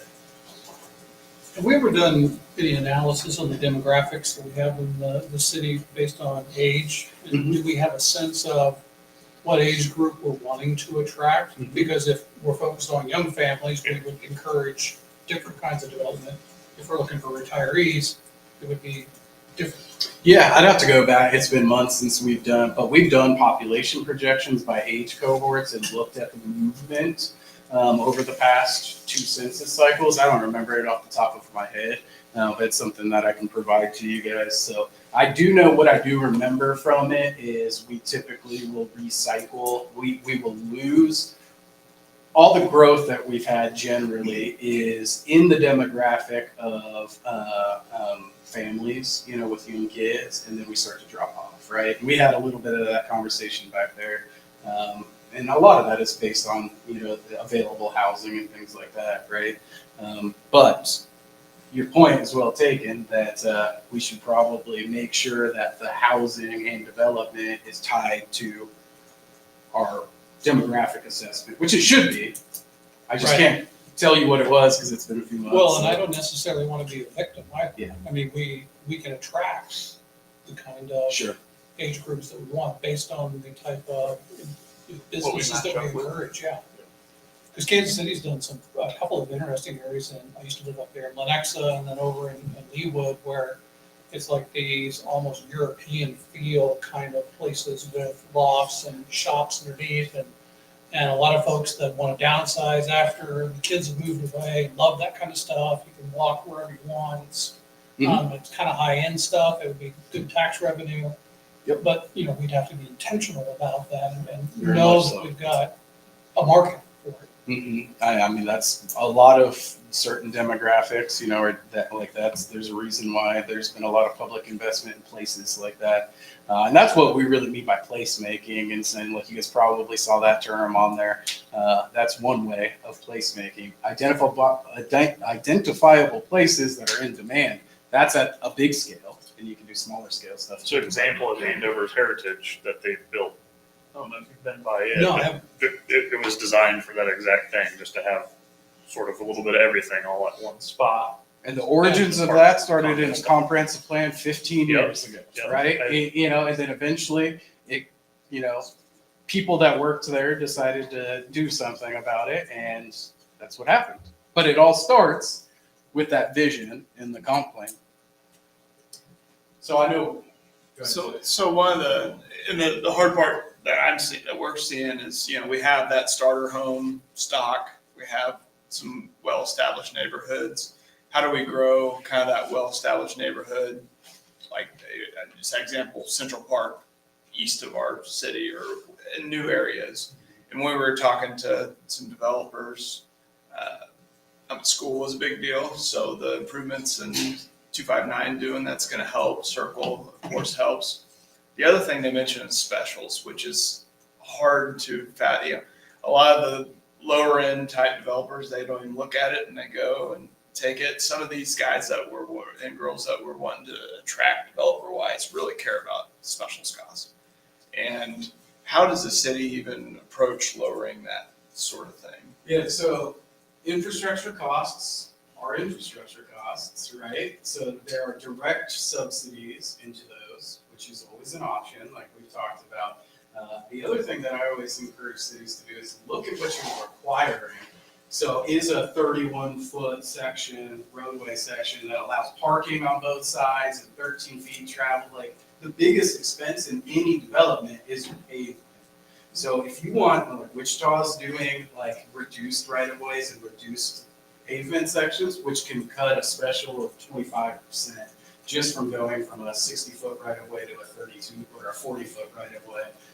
So that's the biggest, thing you can do without directly subsidizing those things and using RHID and other incentives is to look at those costs of what you're requiring from a water perspective, a sewer use perspective, a streets perspective, That's really the only two levers that I think you can probably investigate.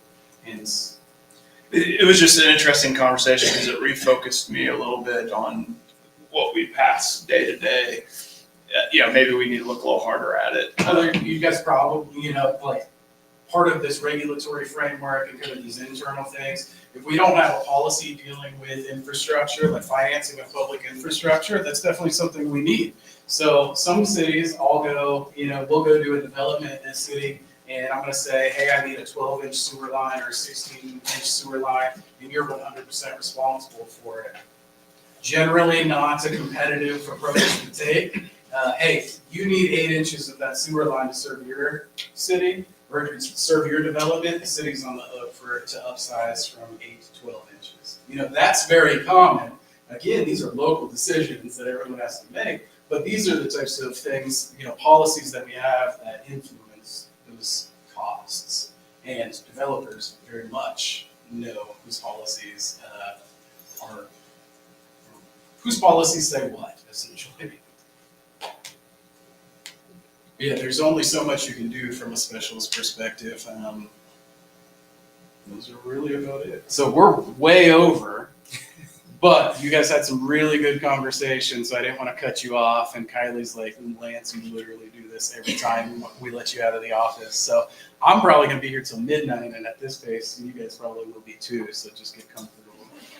We'll move on, unless anyone has anything like burning they want the group to know. Because we're going to look at all your comments, so I'm sure I can't wait to look at all the frowny faces. And then we'll be like, I can tell this is Paula's handwriting, so I'm going to change this one to star. So, well, I'm just going to I just blame everything on Maria, so I'll just keep doing that too. This is the only time I get to pick on attorneys. Normally they're picking on me, so I'm getting my pound of flesh while I can. It's in my pocket. I'm going to turn it back to Kylie. Thanks, you guys, that was awesome, and I think we'll keep getting good feedback with this next and last exercise. So these boards are on the room. You'll go as a table to each board and spend 5 to 10 minutes at each one. So we'll talk about each of them really quickly. This one is get to know the group. So you're gonna put a dot near where you live and near where you work.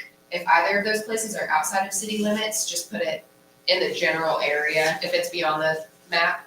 And I won't go look up where you guys live later. This is all very anonymous, but this gives us, Lance, my pleasure. But this gives us just an idea, another way to gauge how much engagement we're really getting. If you guys all live in the same neighborhood, then, our write-up will look a bit different than if you are really representing the rest of the city. Land use and development number 1 over there. Simply, where do we want Bel Aire to develop? Where do we not want Bel Aire to develop? Very simple one. Over here, we take that a step further and go, what type of development do you want to see? So it's broken out into 5 categories there. And if you have any questions on what fits in what category, feel free to ask. And then the last one up here is infill versus greenfield development. There's definitions on this board as well, but I think you guys all know infill is building within what we already have, and greenfield is extending our infrastructure, extending our city. So all these little stickers are clipped to the boards. You'll use those. You can take your sticky notes and your pens around, and if you have any thoughts that come up, any ideas, just stick them right on the boards, and we'll take it back and take photos and make sure we have everything documented. Before you leave the board, decide as a group what your main priority is and star that. Whether it's a sticker or a comment in the side, you can also put a frowny face on it if you feel that more represents the vibe of the fact. So yeah, just before you leave each board, make sure you give it a priority. So. And just before I think it's important for you guys to know what this will result in. So this is one piece of the input into a major deliverable as part of this project, which will be your future land use map. So you as on the planning commission, when and Paul is writing you staff reports and you're making decisions on rezoning applications and subdivisions, this is going to be that document that's going to be grounding your initial pass at those. So we'll supplement that with, our subject matter expertise. But if we have a concentration of commercial development there, that's going to draw our attention to be like, okay, let's look at this area a little bit closer. So what you're doing here is largely going to be a major input into the future land use map that we'll generate as part of this plan. So don't take the easy route. Give us your real thoughts. You're giving our group only 10 minutes. Yeah, that's right. So 5 minutes, you guys have 10. Yeah. It's easy. We can I was gonna say this one. Either we're like, man, this is gonna be weird because this is gonna take a long time. Start over here.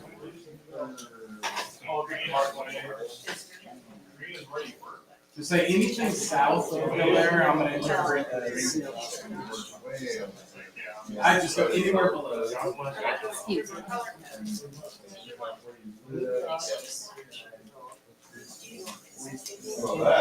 This one's so.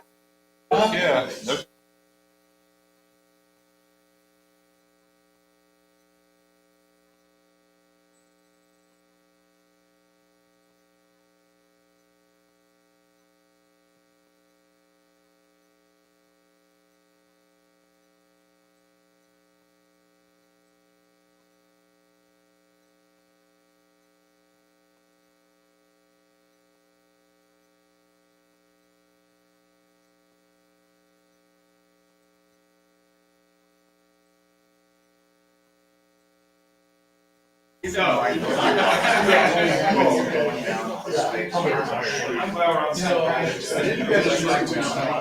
So where do you work at? We saw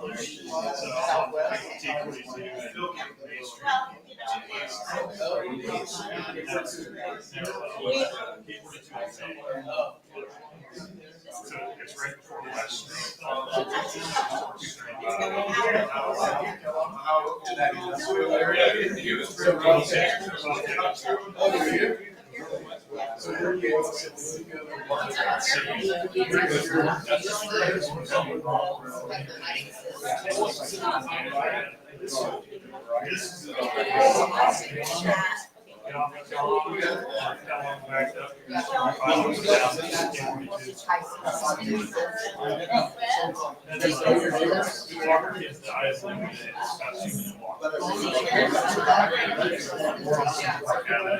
Okay.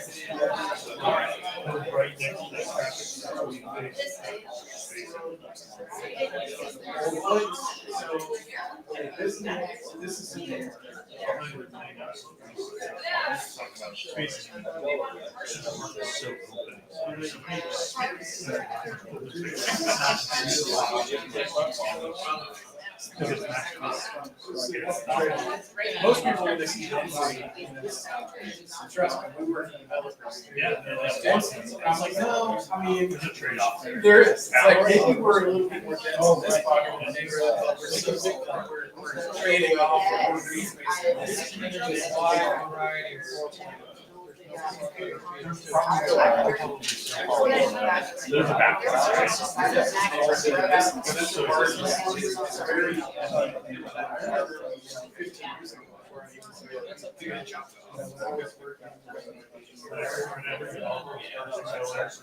I just like at lunch, or I'd be like during planning period, I'd go get a drink. And I'd always drive through this neighborhood, and I didn't have any planning training like that. And I just remember being like, what's this neighborhood? You know, so I would just drive through it, and it's a good thing. It's more of a show movie.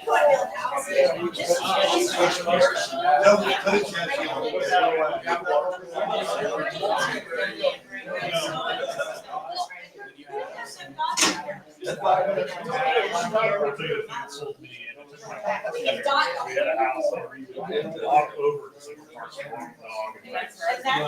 Let's go to that one. It's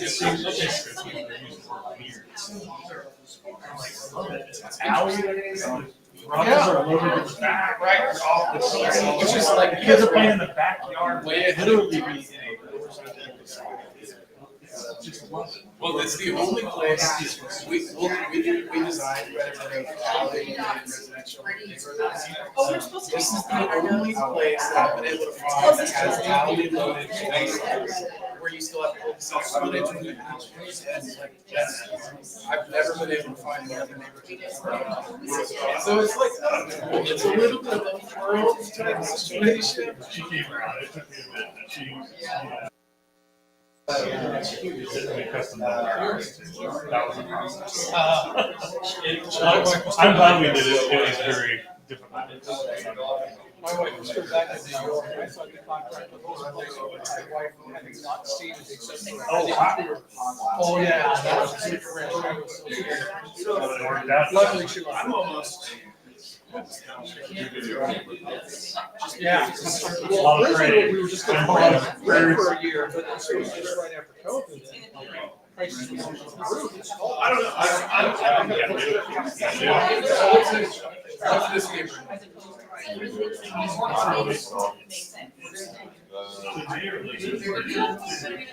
So this is all. Yeah.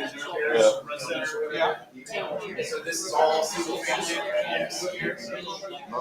Not all. You get down to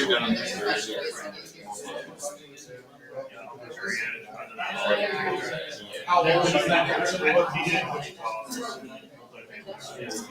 So, I mean, there's mix from the 90s, but there's some older houses. I know we were talking about this later, but do we have any options to annex this guy?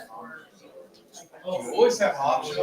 Yeah, So it depends a lot. I think the way we've thought about this, so our council is, the city is out on the business of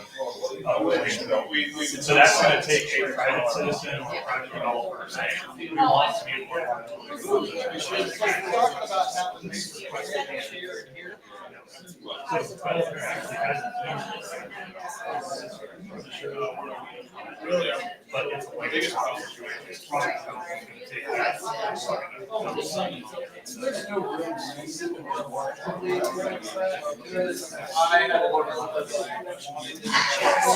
You know, there's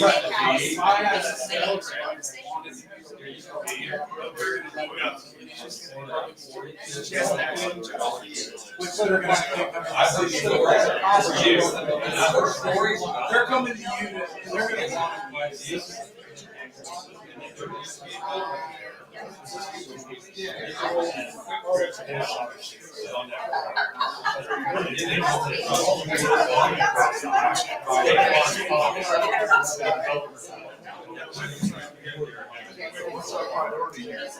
We're just, this is priority. Yeah, we're gonna make sure you guys. All right, guys, I think we're gonna rotate. All right, okay. Move forward. Yes, right here.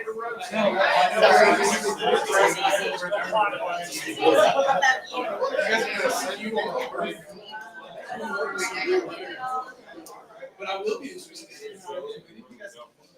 Yeah. Keep, no, we're going to get some.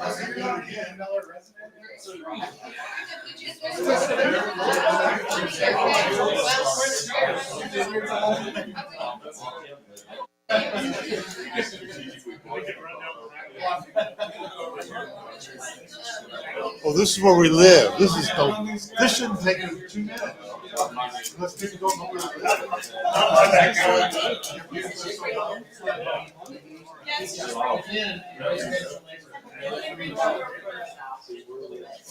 I will be, like, obviously.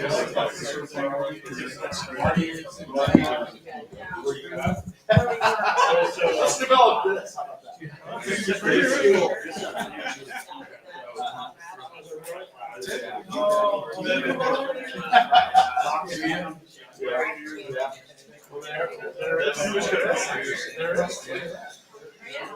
My family's in the basement, I just say all right. There's a group, another dog next to it, so that we know. Well, this will work right there. If I work at my house. So I'm done. Exactly what I was doing. It isn't my sticker, but. If you guys agree with some, or we put the dogs next to it, so it's this building. Oh, do you? Oh. Yeah, we were talking. Yeah. Oh, yeah. I'll just do it. Oh, man, I've got some big dogs. I saw you on TV. That's what. Cool. Yeah. Talk to them, yeah.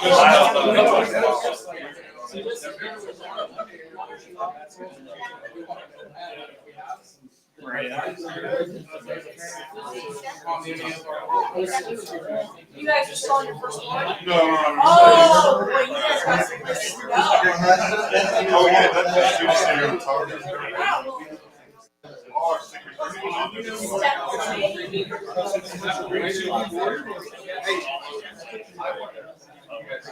Busy. I was gonna tell you, I haven't thought, and it's not.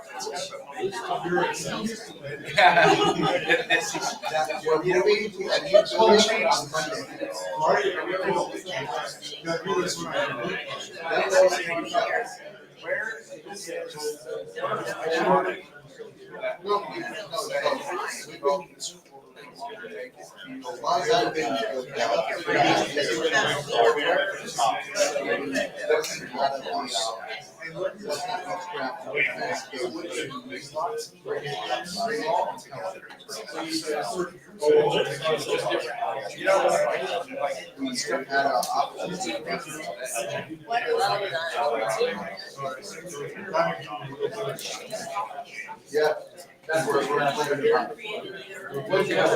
I'm so glad to hear that.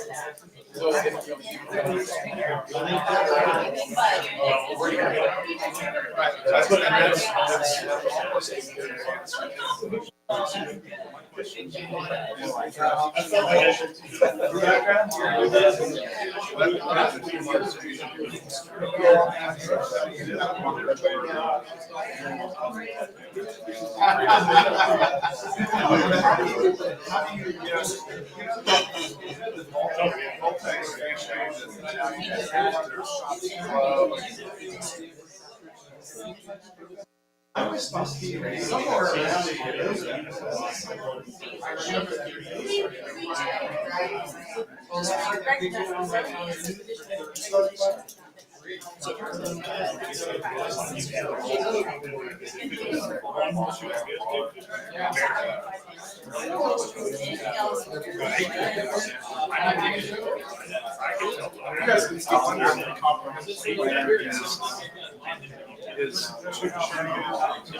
No, I think, well,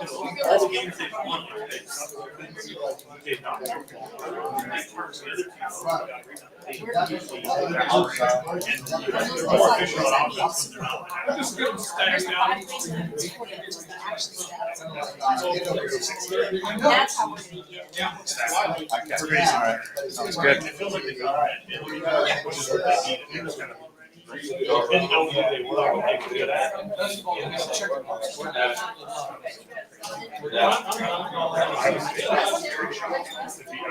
Yeah, you guys can come with this one. We've already been there. We're done. Is that the one you're waiting for? We're done. We've been to all of them.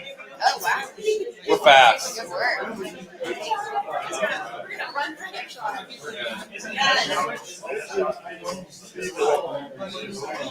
Set the pace.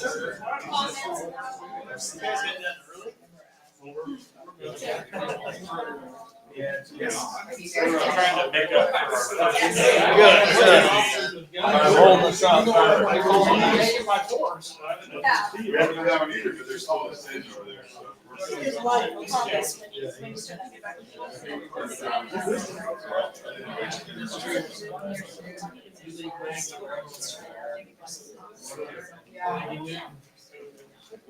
Yeah, these are just large acre, homes right in here. But this right here, that's right here. This is the way my race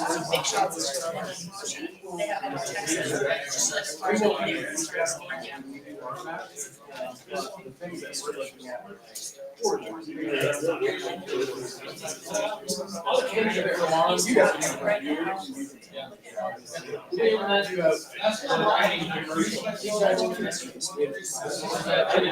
Whatever I see. And how do you want to use the rest of your knowing that you make that's it. What are we gonna do with one of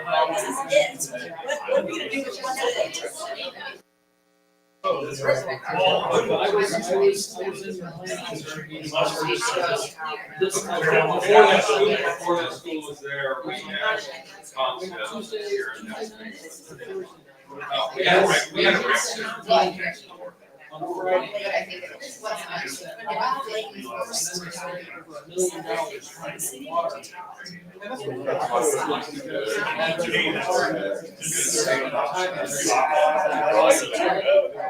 We got a lot of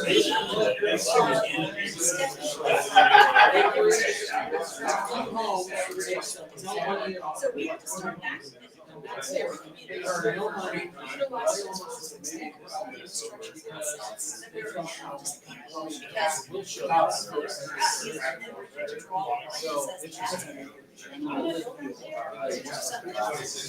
And so, and I also think it's interesting.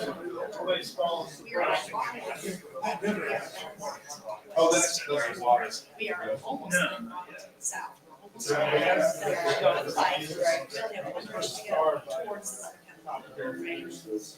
That's what they did. Well, see, Chris And then Churchill. that's it, because we run in. Now we could. We have a lot of. Running with the number of weight. It goes south. You guys are Suburban style.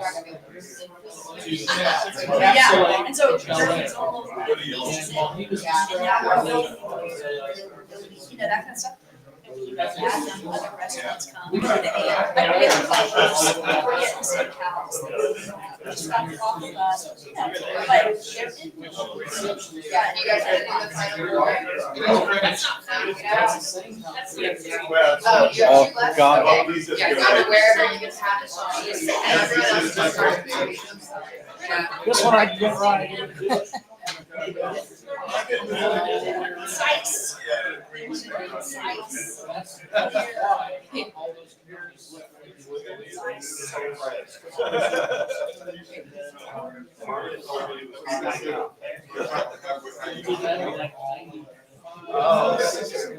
Deb? I don't know. Braden, where now? Well, here was the thing.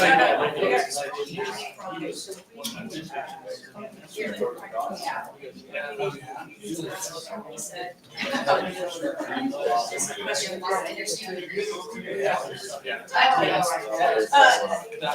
They basically listen. They want. They just have They don't want. and makes it the Bel Aire.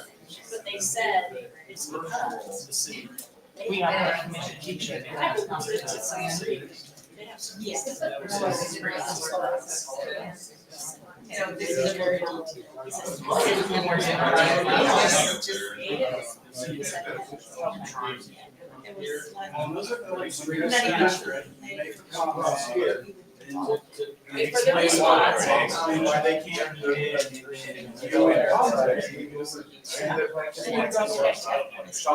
Once you guys have done every board, go ahead and sit back down so we know. All right, I gotta go to that one. I know, load it. And you could be like, that was before I was. I'm following the rules, as the rules say.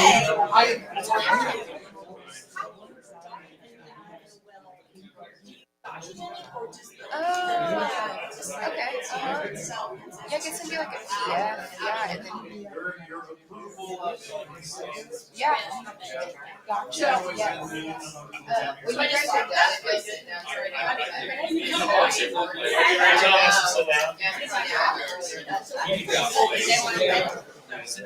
What? That's how it works. No, she said, no, she said. Once you're done.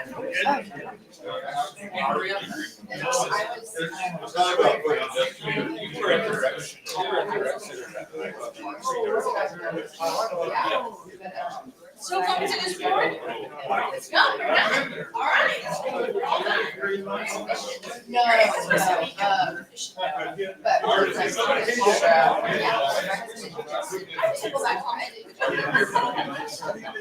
yeah. Yeah, so Justin and their friend Mike from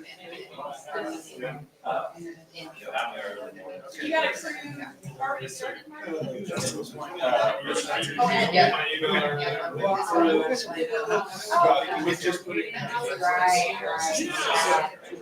I haven't heard a I know, word it's of like your name up there. It'd be that hard to go. Feel insert. I mean, he kind of rolled.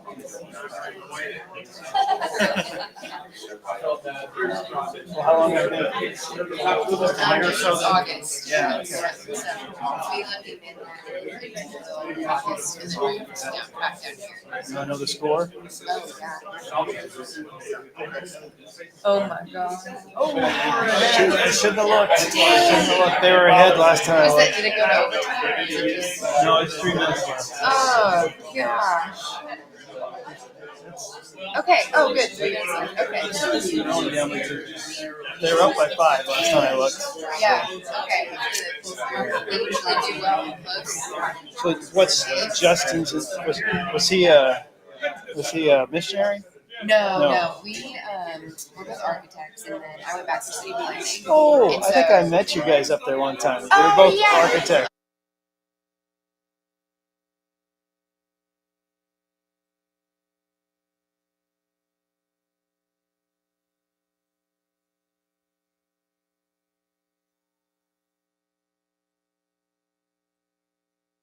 You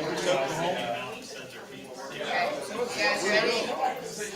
We done?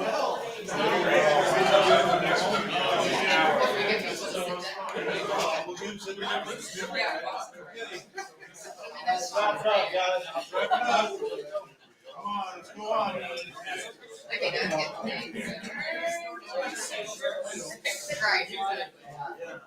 All right, you guys finish up while we're kind of wrapping this up. But They're not moved. They're not moved by that. well, I told them they had started so well and we're just blowing through them and they're the last one standing. But they blamed it on a group before this. They're trying to solve all the world's Plenty of problems. time to go around. I won't rush you guys, so you guys can continue putting stickers down. Well, that's fine. We feel rushed. So, the last thing that we want to do with you guys is just kind of give you an idea of going forward, and then we'll get you out of here. We're trying to get you at 9 o'clock was our deadline, so we're right at it. So going forward, we're going to be processing all of this information. We're going to be revising value goals and statements with your guys' staff based on these comments and incorporating all of this. The next time we're back before you guys is going to be your opportunity to review the product, the final product, essentially. So you'll have an opportunity to look at the full plan in its entirety, but it will really focus on looking at kind of these physical maps that we're going to be producing from this. So next time you see us, you'll have more review of our work instead of really input to our work, and then we'll be done. So if everything goes well, fingers crossed, we're showing kind of in April, and things get a little weird sometimes depending on what's on your council agendas, what's on your planning commission agendas, and you guys only meet intermittently. So that's our target, is to be done before summer. So we'll be back in the next probably not next month, maybe late next month. We'll work on that schedule. But next time you'll be reviewing our work instead of doing our work for us. Any questions that you guys have for us while you got us? Well, we appreciate you guys taking your time out of your schedule. I know it's been a long day because I'm guessing most of you guys have other things that you do in your worlds instead of just come to the city and hang out. So again, we appreciate it. Don't hesitate to reach out to your staff if you do think of something that you think we should know. And then they can give you Kylie's email address so you can email Kylie. I might announce, and Paula, so we have 2 new planning commissioners. So Paul's doing kind of a training, how do you say it? Workshop. Workshop Small workshop. on Thursday. So if anybody's welcome to join, if they want to learn more, or hear more about planning and zoning issues, council members, staff. I highly recommend it. Yeah. What time is that? 6:30. 6:30. In the morning? Yeah. Oh, okay. Just check. This We're ready Thursday, at 6:30. this Start Thursday, by 6:30 morning, you're getting late. 6:30? I'm going to bed about that time. It is 6:30. Okay, 6 every- So this, Paula, is that, do we not have a regular meeting? It is a regular Oh, meeting, okay. yes. Oh, see, we This got- was just a meeting that did We don't not have to show have up any now. cases, so we're doing some You can things take- that, it's gonna be we need to relaxed. modify. It's gonna be a holiday. Kylie, you're going to come in disguises during the open comment period and heckle you guys. So Do it. we do that very often. So. We're ready. We We're can ready go for over you. it in the script. That's right. You look vaguely familiar, sir. Very welcome. Well, again, we appreciate it. Enjoy the weather tomorrow, and we'll see you guys here in not too long. So thank you again. Thank you. That was a low blow. that was a little.